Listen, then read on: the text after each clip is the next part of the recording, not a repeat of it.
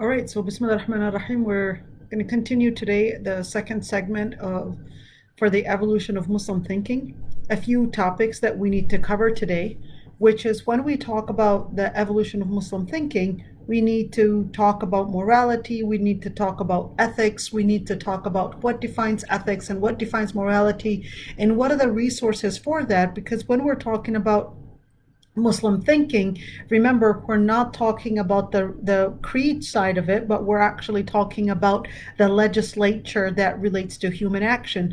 A number of things that we're going to cover today, inshallah, which is the issue of how is fiqh different from the modern day law in terms of resource or even in terms of practice, and how is it different? Now, when we say modern day law, stay tuned, because is it modern day law or laws, and what defines different things? When we look at fiqh, remember, in Islam, the term ibadah, or the term worship, it is not exclusively related to ritual and worship, but it is actually a lot more comprehensive in where it relates to every single side of your life, which includes the aspects of dealing with ritual, such as salah, zakah, siyam, hajj, etc., and even when it comes to family issues. But a number of things to mention when we actually talk about fiqh. Not everything in fiqh is necessarily known in terms of what is called illah. What is the word illah? Illah simply means the reasoning behind, the motive behind that specific ruling. So if somebody were to ask, well, why do we pray 4 rak'ahs and not 3 rak'ahs for dhuhr, for example? The illah for that, meaning the reason behind it, the wisdom, call it the wisdom behind that, we don't necessarily know every single detail. Same thing with the other rulings. But when it comes to family issues and it comes to transactions, for example, there's a lot of it that is surrounded around al-maslaha, meaning the benefit. The benefit that we put forward first is really al-maslaha al-amma al-muqaddama ala al-maslaha al-khassa. What does that mean?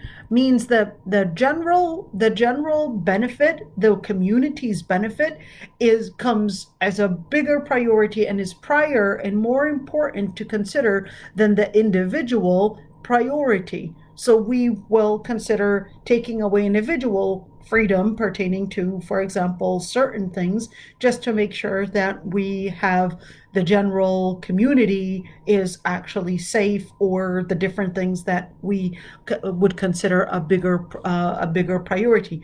But this is not only practiced in Islam, but this is also practiced even in liberal West, where they will put traffic laws that will limit your freedom just to make sure that the rest of the people are actually safe and feeling security in those issues. So even in Western laws, even in the type of the very liberal style laws, there's always going to be certain sanctioning to people's rights or to people's freedoms, just to make sure that the general community is actually secure in different matters.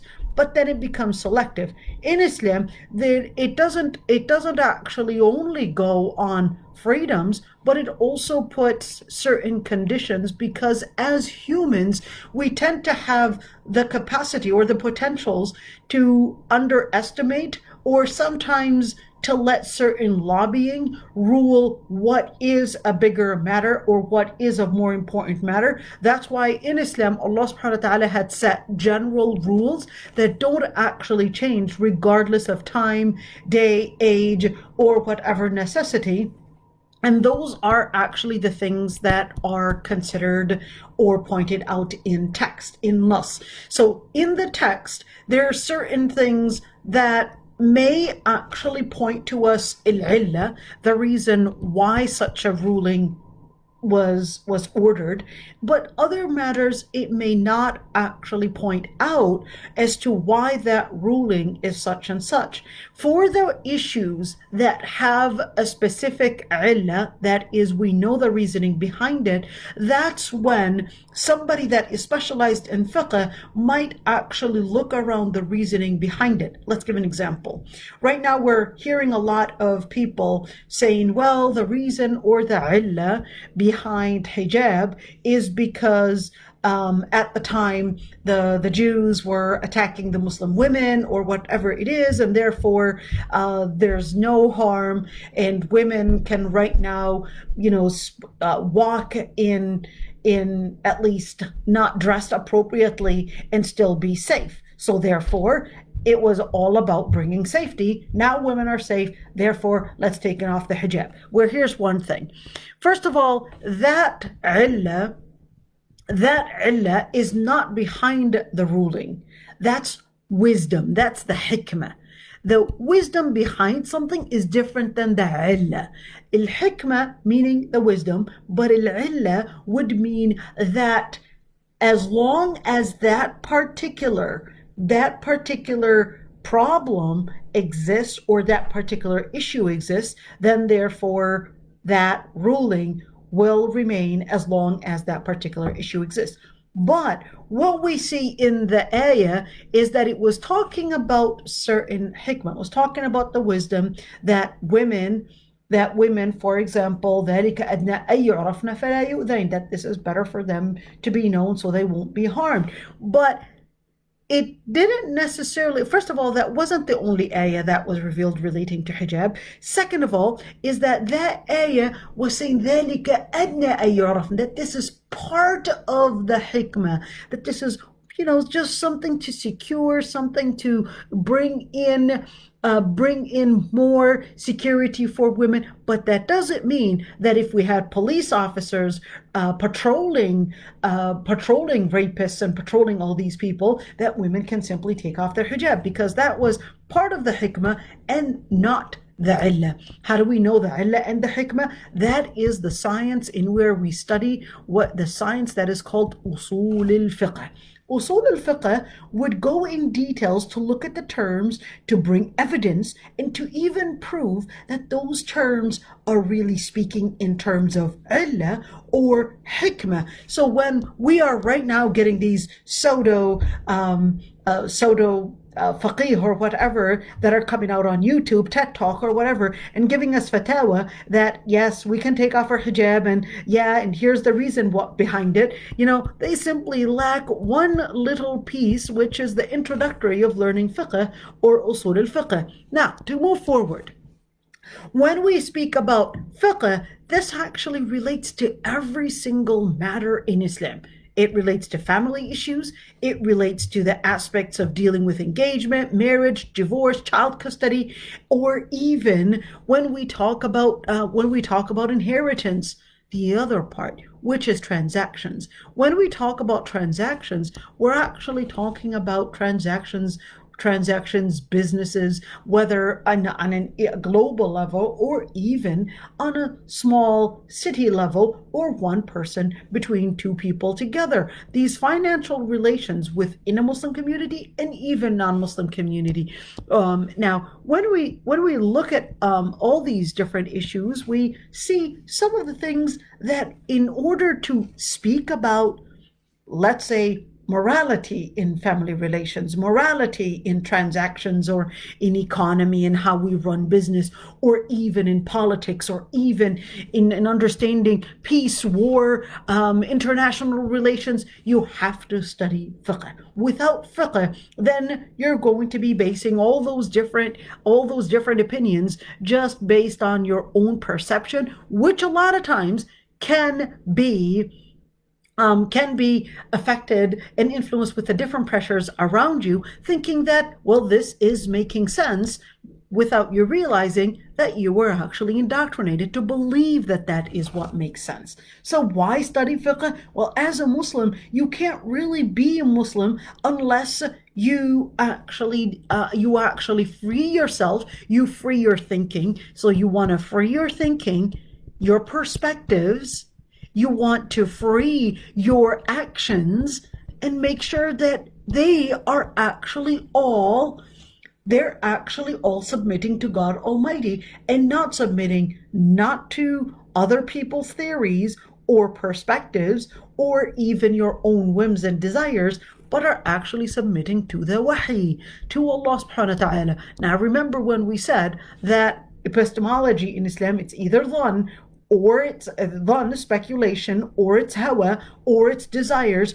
or in the end, it's finally based on guidance. So when we look at Allah subhanahu wa ta'ala, we see the ayah that Allah subhanahu wa ta'ala tells us, وَمَا خَلَقْتُ الْجِنَّ وَالْإِنسَ إِلَّا لِيَعْبُدُونَ, that the reason why humans and even jinn were created was really to worship Allah subhanahu wa ta'ala. But the word worship is a lot more comprehensive than ritual. It includes every single aspect of your life. But here's the thing.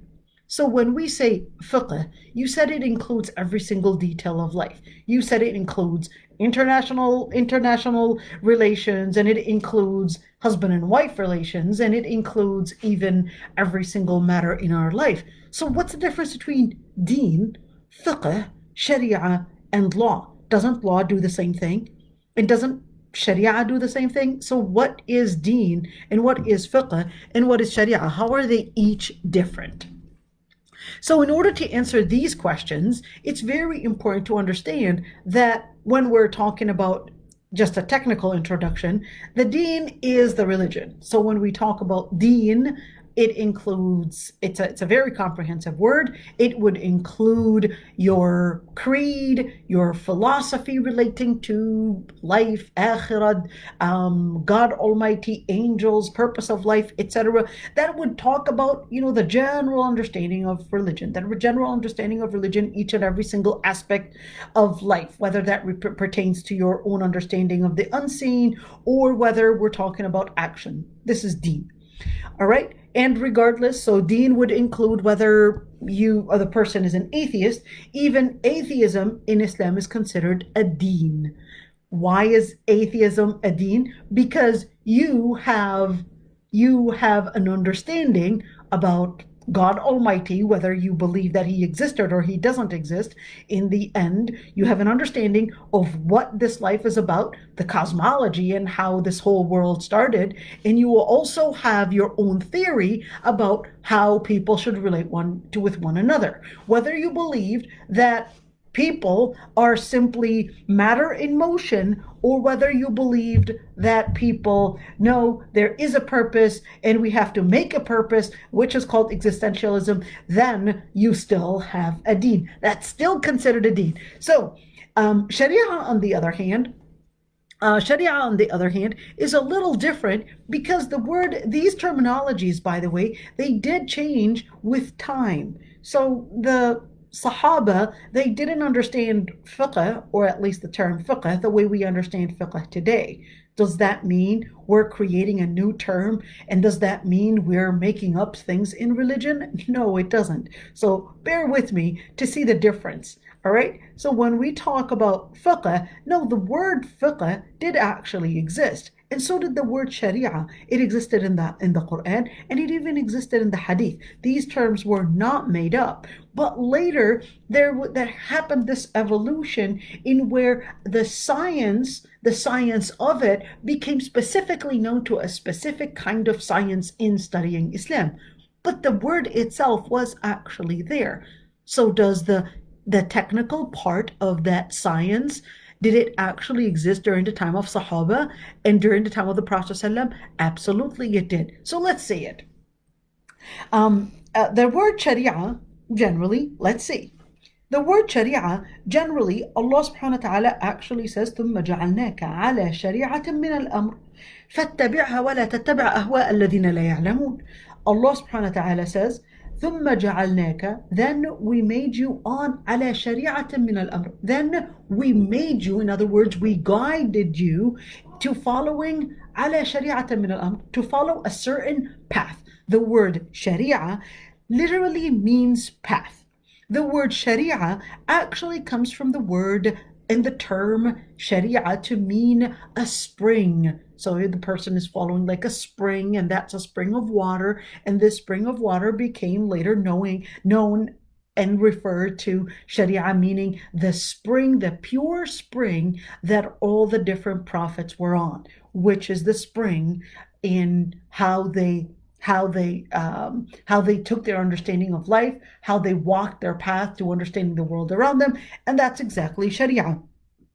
Now here, Ibn al-Arabi actually says it's the path of water, but he also says that that the purity, and the reason why that word was used was because it was giving an example that purity, authenticity, goodness in its source is just like a spring. So the Sharia in itself, in its authenticity, in its source, and in its righteousness, and what it contains within it, is exactly like the spring of water. So we're looking at the source from Allah subhanahu wa ta'ala. We're talking about the details that they're to bring good things for mankind, to bring good maqasid, to bring about good results. And we're talking about the effect of in the end as well. So Sharia was actually, it was the given name, but it's just the similarities between water and also the practice, meaning the actual source of life that with it you would have to live.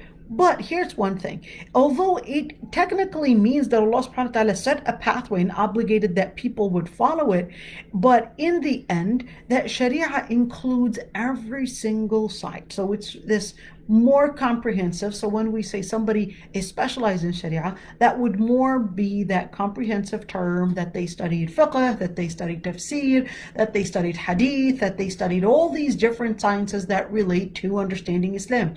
They studied aqidah, they studied Islamic creed, they studied prophetic tradition, they studied the Prophet's life, his biography, they studied the things that affect our spirituality, all those different things that would actually be called Sharia. So Sharia is more comprehensive than the word fiqh.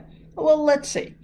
You want to know that when we look at Sharia, in the end, it basically is the sum total of different Islamic laws and different paths that we would actually study from the Prophet ﷺ, from the Quran and the Prophet ﷺ, and of course they were all deducted from the divinely guided lifestyle called the Sunnah. So it's basically going back to the same spring. It's from Allah subhanahu wa ta'ala. So how is fiqh different from Sharia? Let's see. The word fiqh is slightly different, because the word fiqh in itself, the term, actually means to deeply understand. When we say deeply understand, that means the person had deep intellect in order to understand certain sciences, understand two things. I want you guys to focus on that one, because when we say fiqh, it actually involves understanding the text in nas, and also understanding al-waqa'. So understanding the text and understanding the reality that we live around us. But it's not enough to understand the text if you don't really understand the reality / the situation that is surrounding that certain issue. That's why in fiqh, when we say in fiqh, we actually go and we say, well, al-hukm ala shay' far'un an tasawwurihi. We would say al-hukm ala shay' far'un an tasawwurihi. So in fiqh, we would say, well, wait a minute. In order to really have the science of fiqh, you have to have an understanding of what it actually is, in order to understand the motives behind it, the motives behind the person, the consequences that might lead into, and you also have to understand very important thing, which is maqasid al-sharia. What is maqasid al-sharia? Maqasid al-sharia simply means the legal maxims. The legal maxims. What are the legal maxims? Let's not go into jargons. So the legal maxims are simply what is the main goal behind the Islamic rulings after all. Islam is not just about do's and don'ts for the sake of do's and don'ts, just to put more and more restrictions in your life. But those restrictions are actually those important areas to help you find guidance, to help you find the main the destination and to help you get to the main destination. What destination are we talking about? We're talking about two destinations.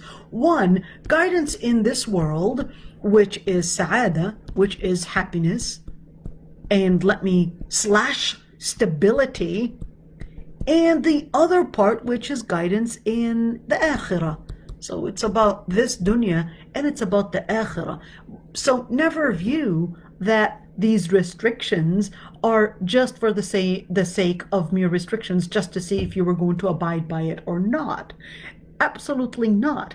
Those restrictions are actually restrictions to help you gain the best of your life, the best of a few things, the best of your spirituality, the best of your mental stability, the best of your body and health, and the best of your mind stability, and the best of your family, and making sure that you've got a good family structure that is away from all those different troubles, and finally that financial stability. All those different things actually make up the reason behind fiqh, but it's actually understanding, like I said, understanding the nas, understanding the text, and understanding al-waqa', and understanding the situation. But like I said, the term fiqh, when we look at the term itself, it was actually mentioned by the Prophet ﷺ. In fact, the Prophet, peace be upon him, himself actually said that man yuridillahu bihi khayran yufaqihu fi din. Whoever Allah subhanahu wa ta'ala wants good for his life, in other words, for that person's life, Allah subhanahu wa ta'ala will give him fiqh and deep understanding in deen.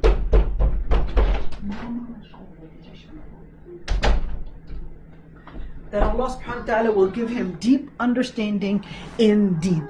Now, generally, fiqh, it's because it's understanding the text and applying the text into the situation and the circumstances that relate to that issue.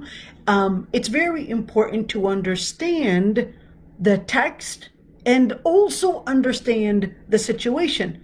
But in order to make and deliver fatwa, or to say that you've got fiqh, or to even get to there, you really have to have a wide range of understanding, or at least memorizing the different texts that relate to Islam, because it's not based on your own motivation or your own sight and what you actually think would make more sense. So the rulings in fiqh, there are different rulings in fiqh. When we say restrictions, it's not necessarily restrictions, but there are also obligations. And these obligations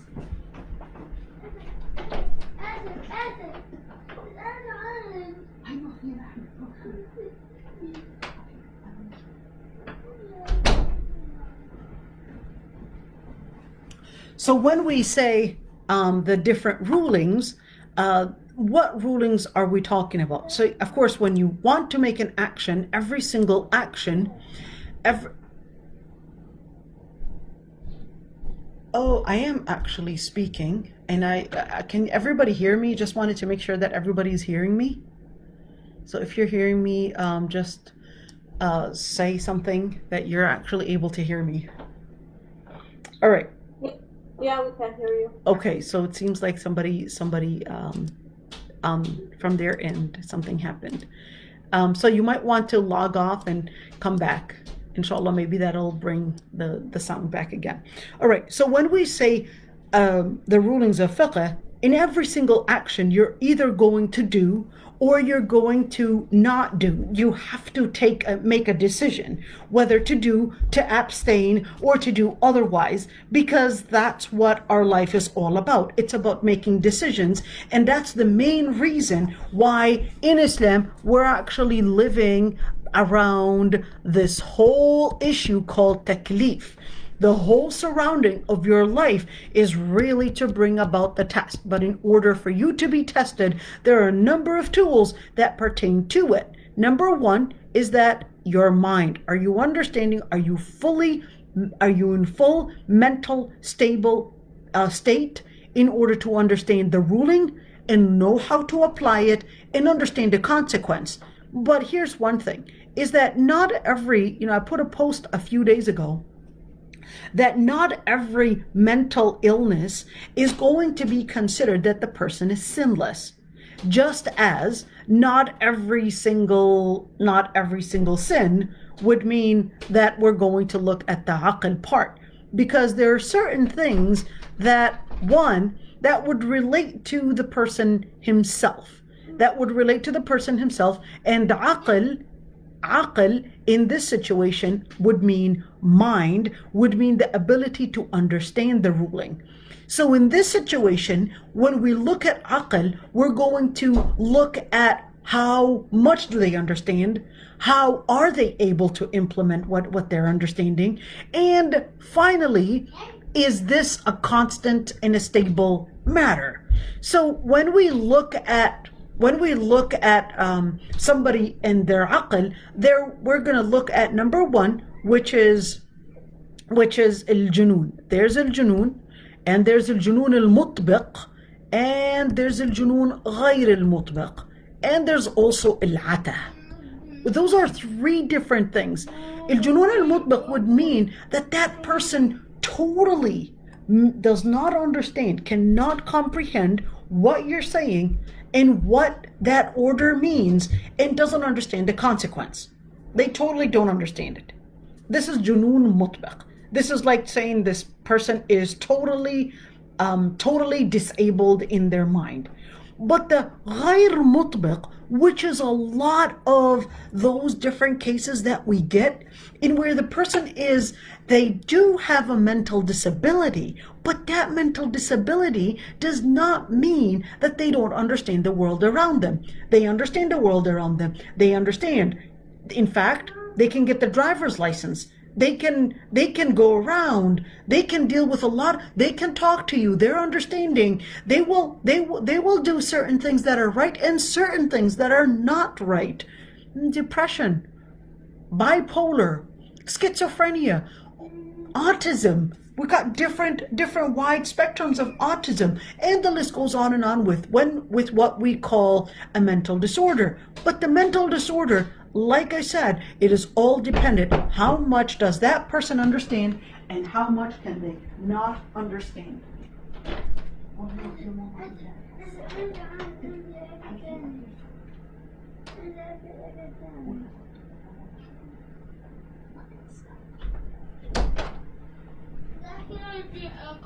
Okay. So when we look at junoon ghayr mutbiq, would mean that the person is not necessarily insane, meaning that they do have moments of not being aware, but they also have moments of being aware. So what is the ruling relating to these people? Number one is that generally they are held accountable. But in those times, because it's an intermittent thing where it might go severe, and its severity might actually change from one moment to another, maybe because of the medication may have its influences. A lot of those situations, we actually leave them to Allah subhanahu wa ta'ala, because we don't really know during that moment that person committed that sin, how much do they really understand what they are doing, and what they are doing, and how they relate to the order, and how they relate to understanding the rules. But il-atah is a different thing, because il-atah would mean that here there's a slight confusion. Their mind is aware of a lot of the different things around them, but their talk, they don't necessarily talk like a sane person. In situations like that, these people can actually hold transactions, but these people, all three, would actually need a wali. The wali would act on their behalf, relating different matters that relates to people's rights, transactions, marriage, etc., the wali, which is the guardian, would actually act on their behalf, such as what we see right now. When where there's a guardian, the guardian might decide and make the decision on behalf of this person that has a mental disability. But when it comes to spiritual parts, then we would tell the wali that they would have to teach them how to perform certain actions, at least for the bottom two. How to perform certain actions and what it means, and how, if they're able to do it. But if they're not able to do it, then they're not held accountable. Now, the other part that lets the person be held accountable, in other words, taklif is based on, one, we said mental stability, and the other part, which is reaching the age of puberty. When we talk about reaching the age of puberty, it is not a fine line. It doesn't happen within a day. There are different stages of puberty. So whether it's a female or whether it's a male, the stage actually develops day by day until their organs are fully grown. But when we say bulugh, we are actually talking about certain physical changes. The physical changes many times would tell us about the mental changes, and that person's body, including physical and mental changes, have actually grown to an adult's body. But here's one thing. There's a difference between al-bulugh and al-aql to mean maturity, which is called rushd. Maturity is different than aql. So we can have an 8-year-old probably get her cycle, but is not mature enough to make decisions. Then in that situation, yes, she will be held accountable on religious issues, but we don't really know how mature she is to understand the ruling and how to apply it. Then it becomes the parent's responsibility to help this young girl or this young boy mature with their mental maturity, let's say it that way, to help them grow as their physical bodies grow, because their body is actually mature enough to understand those different things. So that training is actually the responsibility to help the person understand. So when we look at the issue of fiqh, we're actually talking about a number of different things that relate to action. Relate to action, meaning relate to the ruling. So here we go. In terms of fiqh, we've got different sides of obligations. We've got something is either obligatory, or we've got certain issues that are forbidden on the other side, or when both rulings are actually equal. They're equal. They stand on equal, permissible, and meaning they're equal in their situation. Then we would have the faqih say, okay, I've got something that is makruh and something that is makruh and something that is obligatory. Can that happen, even obligatory and makruh at the same time? Yes. Take a look, for example, you are obligated to pray fajr, but then you wake up and it's makruh to pray during sunrise. So what do I do in that situation? This is just an example. Same thing. You've got same thing with so many different situations and so many different circumstances.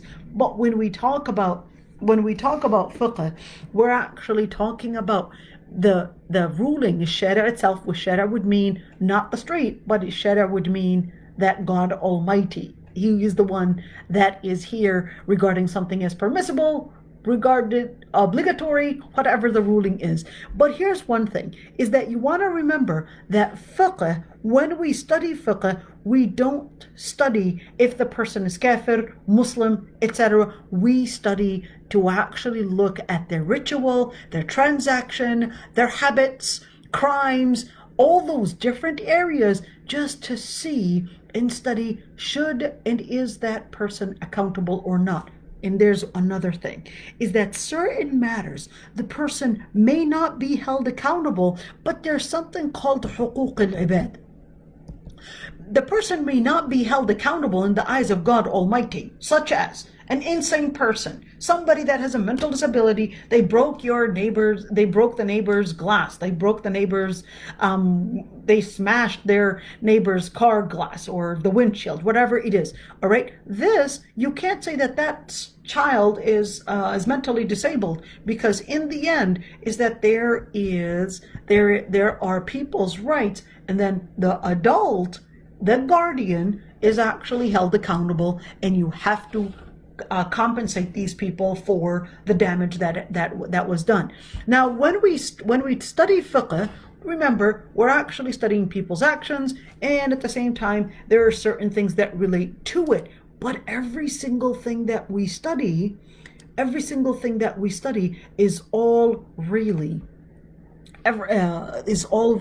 in order to gain Allah subhanahu wa ta'ala to be content over us. Now, whoever is given the science of fiqh, the ability to understand, the ability to understand the rules, the ability to understand the text, the ability to understand the wisdoms behind the rules, that person is called a faqih. A faqih is basically the person that is specialized in fiqh. Now, here's one thing. Who decides who the faqih is? So the faqih, we're going to talk about that later on, but a faqih is simply a scholar within that science. But really fast, a faqih is determined by other scholars to decide whether that person really deserves that level or qualification, that label, or not. So when we look at the fiqh, remember the Prophet ﷺ actually says, نَضَّرَ اللَّهُ امْرِئًا سَمِعَ مِنَّا حَدِيثًا فَحَفِظَهُ حَتَّى يُبَلِّغَ فرب حامل فقه إلى من هو أفقه منه ورب حامل فقه ليس بفقيه. What does that tell us? That the Prophet ﷺ himself said, may Allah subhanahu wa ta'ala beautify the one that has heard any words, any statements from us and remembered it, and he would convey it. There may be someone holding fiqh. In other words, the person may hear something, convey it, and not actually have deep insight, deep knowledge to understand the text and what the consequences or how to make use of those texts. And somebody may deliver it, and a person hearing it may have deep insight and understand beyond the surface of that text to actually derive many rulings that even the person that heard it might not even know how to do that.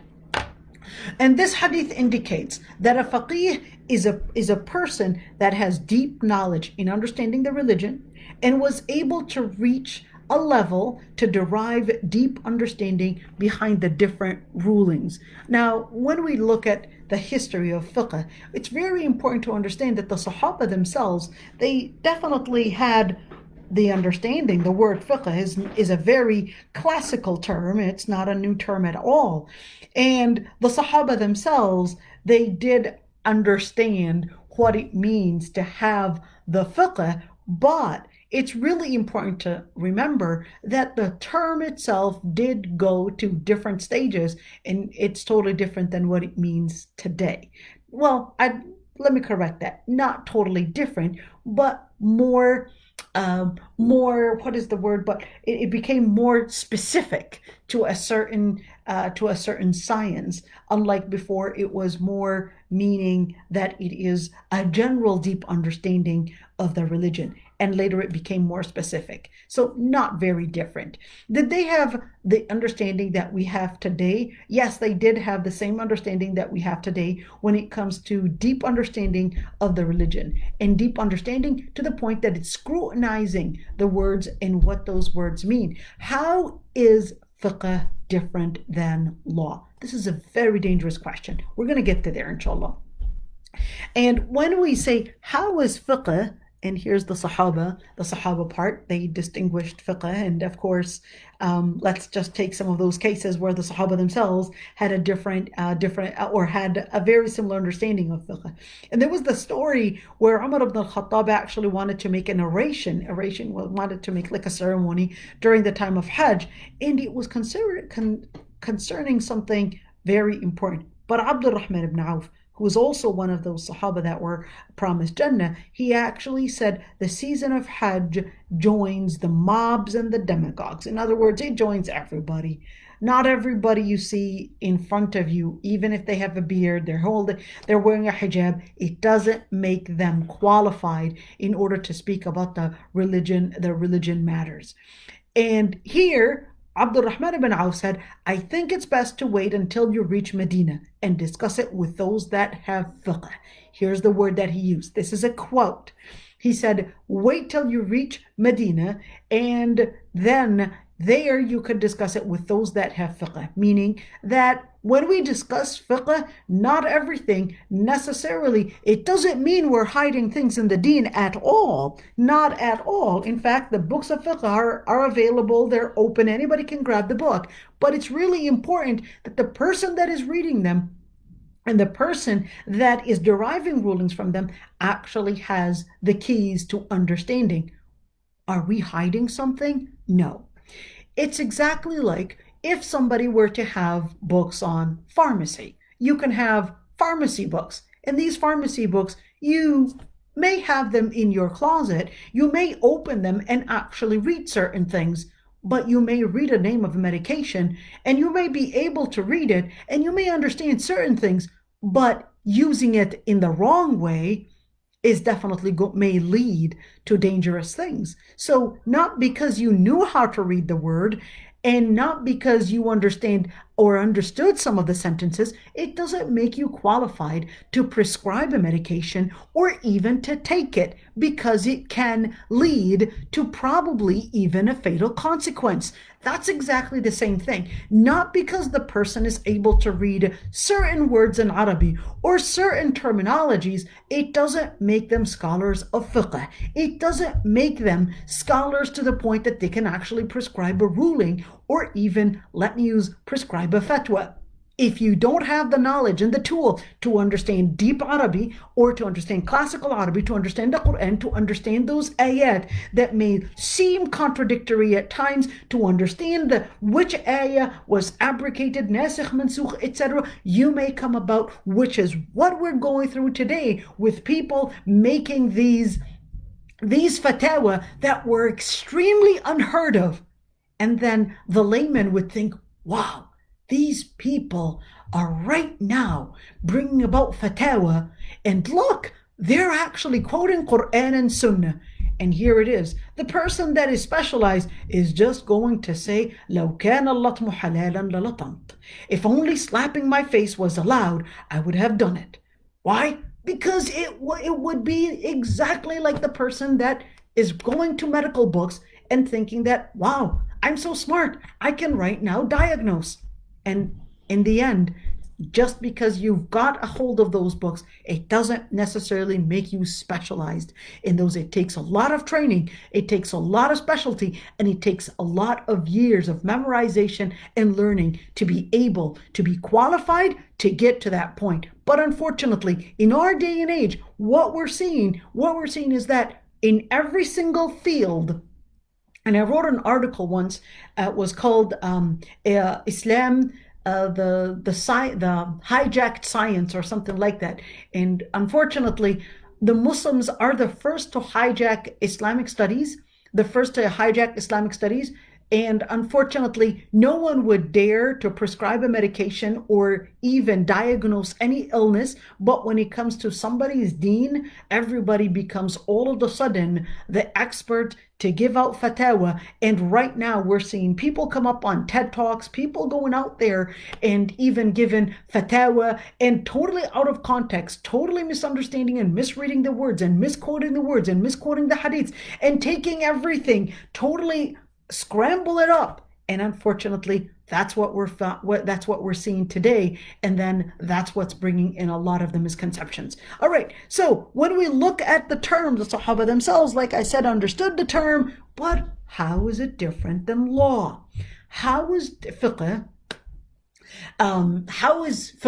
different than law? Well, here's the thing, is that during our times, many times people would assume, and so it is presented, that the West had finally reached the final utopian law, the law that is just the perfect law after all those different experiments and experiences that mankind has gone through throughout history. And finally, Western law is presenting itself that liberalism is the savior of man and that it is the most intelligent way to help man get to the utmost happiness in life. But here's one thing, is that when we look at law, it's very important to remember, don't be, what is the word that I could use?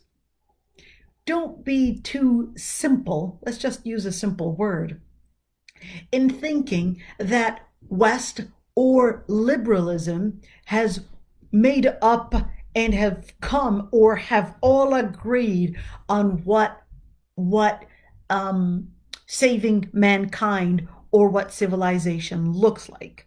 That's actually not true, because law that we see right now is really man-made laws that was more enforced through lobbying. The lobbying that we see today is what is actually bringing a lot of those laws around you. Yes, some of those laws are not necessarily through lobbying. Some of those laws are in fact indeed in order, and let's just say that they go in congruent, they go in parallel with the Islamic law that relate to, traffic laws, or a lot of times to keep crime away and all these different things. But here's the thing. It's very important to understand that ethical theories, when we look at the West, what makes something as ethical or not ethical is still a matter of debate. There's so many different theories in the West and even in the liberal West. What makes something as ethical or not ethical? Don't assume that they have somehow agreed to what is human rights, or what defines human rights, or what defines that morality, or what defines justice and all that, because even in those theories, you could say, should we focus on oneself, or should we get the greatest number and the greatest good, or should we get or is the right action produces the most benefit? Are we looking at the most benefit? Are we looking at the consequences? Are we looking at what kind of actions we should perform? Or are we looking at what the person should be? Or are we looking at following religious beliefs and Christianity or whatever it is? Or are we just looking at, well, if something is morally right, then the society should accept it. If the society accepts it, then it becomes morally right. If the society accepts it, then that should be okay. Now, when we look at all those different theories, we actually have to make sure that we understand that all those different theories around us, it's not like they landed on the perfect understanding and here's what science proves. No, those are theories, and they will still change, and those theories will continue to go in debate because it is all man-made. What is the law that we're living in today? The law that we're living in today is basically postmodernism. In our modern times, it's basically postmodernism. What does that mean? It means it's just the majority that judges majority that judges. And guess what? The ones that define or indoctrinate the majority are actually the media, the lobbying, political lobbying.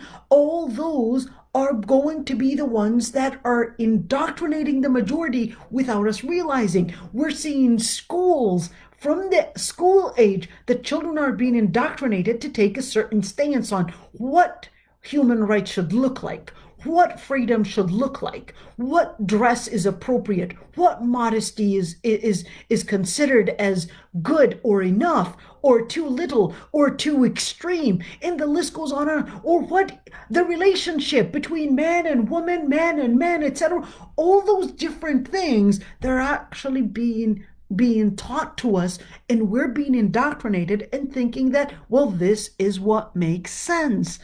Just because something becomes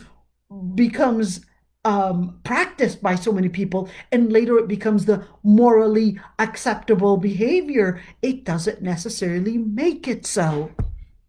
It is exactly like even before our age, even before the times that we're living, people practiced different things. People practiced cannibalism, people practiced all those different evil things around us, slavery, and the list goes on and on. People practiced it throughout history, but they considered it as acceptable because it was practiced by so many people. It was considered and regarded as morally acceptable. Now, let's go on. When we look at our day and age, we can see different issues are considered today as morally right, and right now it's politics that is defining all those different definitions of what is human rights, what is LGBT, and the name, the numbers are, and the letters are continuing. What is economy? What is fair economy? What is fair distribution? What makes a fair and an equal distribution? And how equal should it be? And who is supposed to be the hierarchy? And what is hierarchy? What is what women's issues? What is a woman? And who defines a woman? Who defines her rights? What defines the relationship between a woman and the people around her, and all those different things? Abortion. If a woman's body is solely hers, then she has the right to control what is inside her body, even if that means killing a fetus inside her stomach. Modesty, and the list goes on and on with all these different issues. But in Islam, these issues are not supposed to be.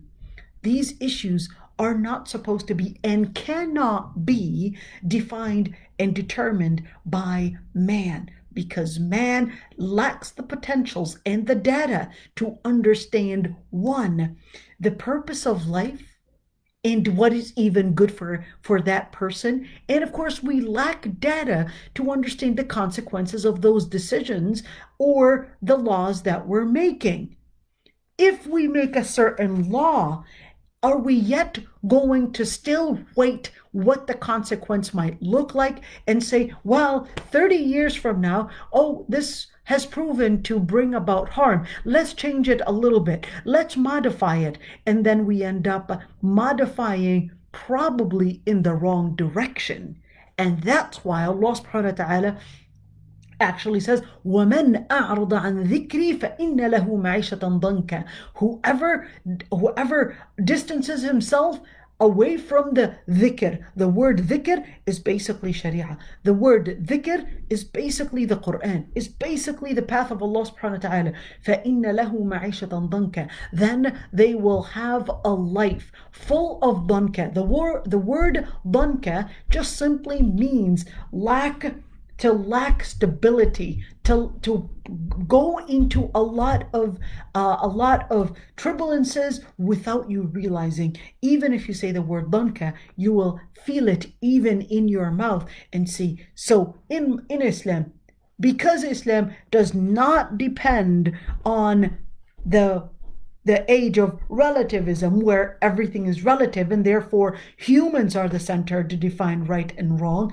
In Islam, it's not humans that define right and wrong, because in the age of postmodernism, it's all about relativism. It's all about, well, you have your perspective, I've got my perspective, and there's no truth but one truth, which is that there's no truth.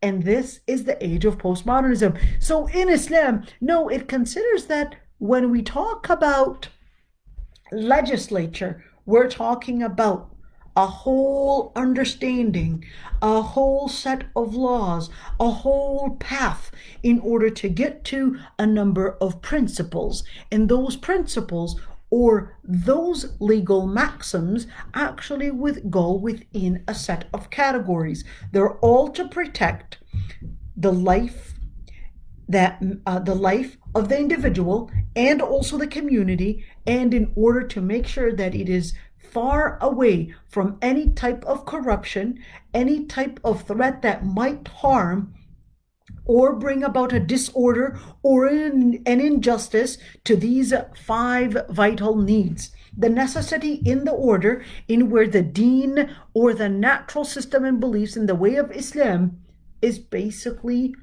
keeping it preserved to help people find the right path in life. People's life and the individual human being and the human being, his own life is secure. The mind and the aql of the individuals, whether in its health or whether in what is going inside of it, meaning make good thinking, and of course the honor and the chastity to protect the family from going into disorder in where it might harm the individual, and it will come back onto the society. The society, you cannot distance it from these parts. Once the individual himself goes off track, that will come back to the society, and it will bring about that instability within the society, and finally the wealth and the property. So how is law different from law different from Sharia? Well, there's a number of different things. Number one is that law is all man-made. It can change and change. It's all about which lobby gets more powerful and is able to control schools, indoctrinate peoples, and control the system, media, etc. But in Islam, no. Sharia is divine. Sharia is divine, and it is set. It doesn't change because a certain group of people decided that they wanted to change and think that let man decide what he wants, or let man be. And in Islam, the reference is basically Quran, Sunnah, Ijma', and of course, when we're talking about juristic deduction, that's a whole different thing. But those aren't the only things. There's actually 9 other things. But each and every single one of these, it doesn't stand alone, but there are different references that support one another. The goal and the aim. The goal in man-made laws is really mundane and worldly.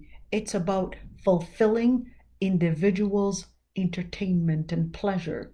But in Islam, pleasure in the human pleasure is not the goal, but bringing instability is the goal. Bringing in the stability in this dunya and the hereafter, even if that might take away certain pleasures, because one can take a certain pleasure and enjoy a pleasure, but later encounter a very main and a huge hardship. You can decide to enjoy the pleasure of drinking. You can drink, but then later you will suffer the consequence of probably intoxicating your body, harming your body, or harming your mind, or harming people around you. That's the same thing. Although, just like I say this at many times, you've got many Western philosophers that will consider that just because something is pleasurable, it doesn't mean that it should be considered as legal. In fact, even if it was voted for democratically, because of nature itself can be harmed, and that will later, the consequence is going to be major and mass destruction around the world. That's why it would be considered still illegal. Let's take example. For example, trust, lying. If, let's say, they decided, well, let's make lying legal, because if we are to have lying as legal, that is going to create lots of destruction in the world, in where it will start from lying and then it will continue probably going into different crimes. That's why even if it were voted for democratically, it cannot pass, because it will come back to bringing in destruction. And that's the same thing, that the goal and the aim is not to protect only a person's happiness and how they feel that pleasure, but the goal is in order to maintain that legal maxim on a universal level and on a personal level, on a society level, to protect people's deen, to protect people's spirituality, people's lives, people's minds, people's family and this family structure, and finally economy, and have stable economy where it will bring about prosperity. The goal and the aim, of course, in the end, is the akhirah. But according to the law is about just at least we have people that are happy with what they are with what they are trying to do.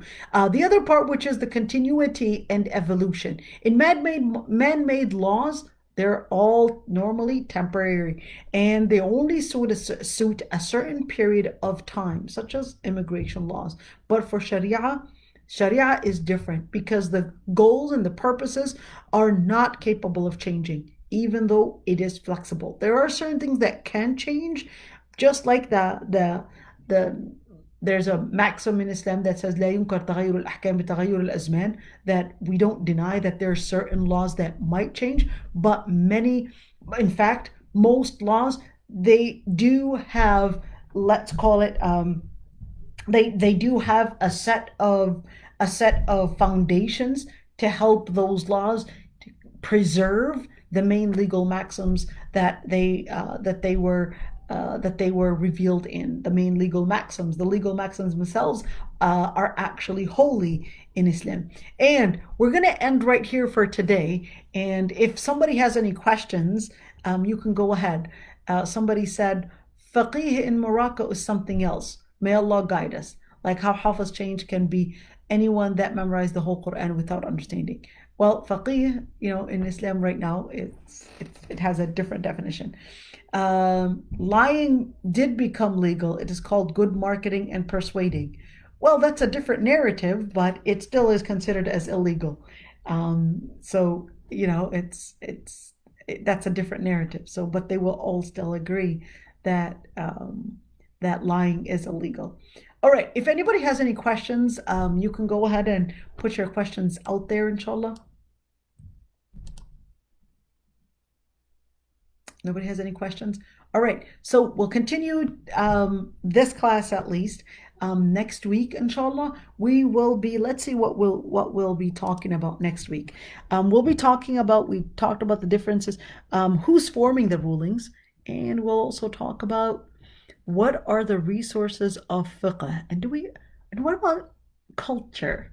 Is culture a resource or not?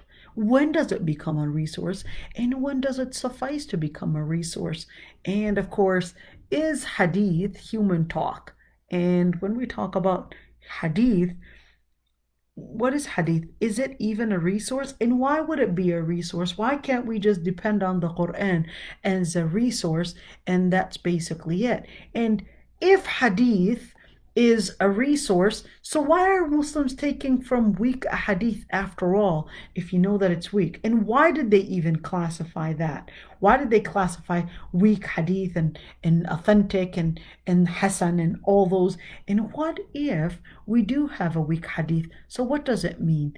And of course, different topics. Very exciting next week, inshallah. We'll see you all. Assalamu alaikum wa rahmatullahi wa barakatuh.